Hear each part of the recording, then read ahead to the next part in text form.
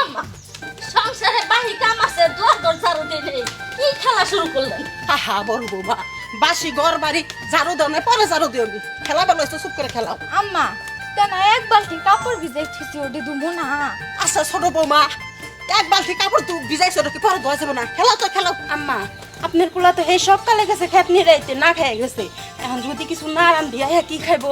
চুপ থাকো তো বৌমা, আজকে বাড়িতে হরতাল, আজকে আমরা খেলাধুলা করবো, তারপরে ও মা, কি পোলাপান করে মতো এই দৌড়ে লাভ খেলা শুরু করছো? পোলার বউগুলো নিয়ে হুইদে খেলা শুরু করছো। আমার খিদা লাগছে, বাদ দোষে। শোন, আজকে কি বার? কে? শুক্রবার। শুক্রবার। আজকে তুই খেতে কাম করবে গেলি কে? তুই তো না আজকে বাসায় রেস্ট নেস। শোন, আমি এখান থেকে সিদ্ধান্ত নিছি, প্রতি শুক্রবারে আমার 3টা পোলার বোর আমি হরতাল দিছি।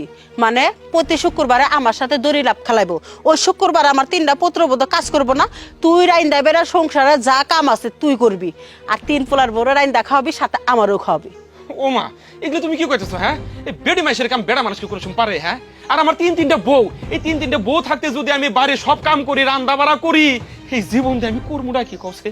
মরে গা, গলায় দড়ি দে মরে গা, তোর মতো পোলা আমার দরকার নাই। আমার 3টা পোলার বউ থাকলেবো। দেখছো দেখছো, আমার মা কয় কি এই মায়ের পেটে বলে আমি জন্ম নিছি। হ্যাঁ, এই যে আমার মাও পাগলা হইছে, তোমরাও পাগলা হবা। আমার কথা শুনতাছো না? আমি একদিন জামকা জাগা হারাম জাদা কোথাকার। মা, আম্মা আপনি আমগরে এত ভালোবাসেন কে? তাহলে শুনবার চাও, বহু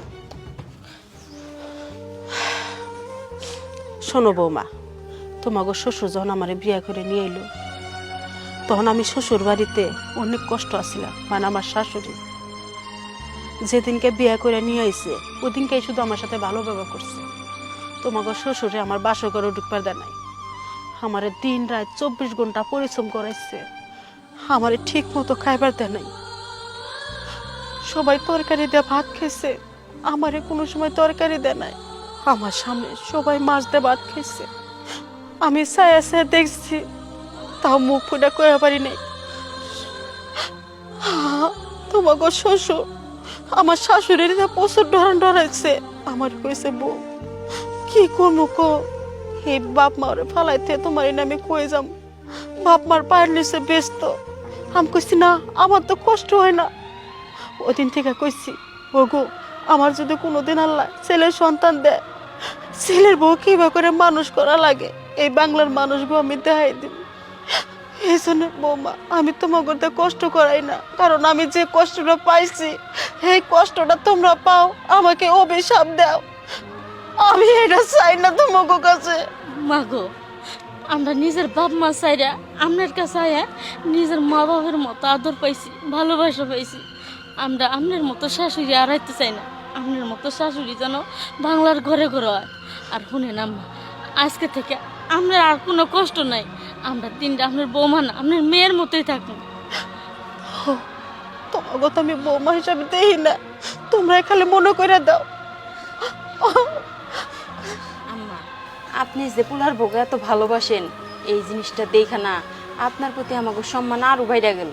মা, ও মা, আমি আমার নিজের বাপ মার কাছে এতটা ভালোবাসা পাই নাই যতটা ভালোবাসা আমি আপনার কাছে পাইছি। আমি তো আপনার বাড়িতে এসে খেলাধুলা করতে পারতেছি, কিন্তু আঙ্গ বাড়িতে থাকাকালে তো আমার বাপ মায়ের জীবনে খেলাধুলাই করবার দেয় নাই। এরপর থেকে আপনার আর কোনো কাজ কাম করার লাগবে না। যতদিন বাইসে আসছি ততদিন পর্যন্তই আমরা আপনার সেবা যত্ন করব। আম্মা, বেলা মেলা হইছে, চলেন আপনার আমি গোসলটা করাই দেখে তোরা বাচ্চা ট্রাই দে। আমার শক্তি আছে, আমি একা গোসল করবো। আর শোনো, তোমরা আমার পোলা লেগার বাচ্চারাও যাও, পোলাটা আমার রাগ পেটে গেছে, আমি ফিরে নিয়ে কোনে বান গেছে।